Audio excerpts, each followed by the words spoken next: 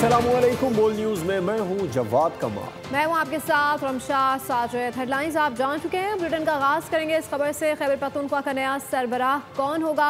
वज़ारत आला के इंतखाब के लिए ऐवान में मुकाबला आज होगा। अली अमीन गंडापुर की छोड़ी हुई नशिस्त हासिल करने के लिए हुक्मरान इत्तेहाद ने अलग अलग उम्मीदवार नामजद कर दिए हैं। नून लीग के शाहजहां और पीपल्स पार्टी के ज़रा खान मैदान में उतरेंगे। वजारत का मजा लेने के लिए मौलाना ने लुत्फुर रहमान को भी मैदान में उतार दिया है। तहरीक इंसाफ ने सुहेल आफरीदी को गंडापुर की नशिस्त देने का फैसला किया है।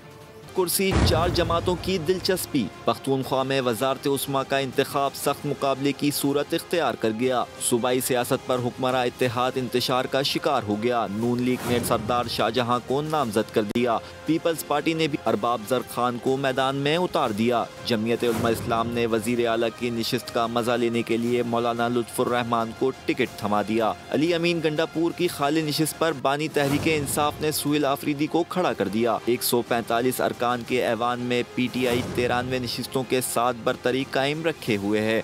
अपोजिशन जमातों की मजमूई नशिस्तों की तादाद 52 है। नून लीग के 17, JUI के 18, पीपल्स पार्टी के 10 अरकान मौजूद हैं। अवामी नेशनल पार्टी के 4 और PTI के 3 नाराज अरकान ऐवान का हिस्सा नहीं हैं।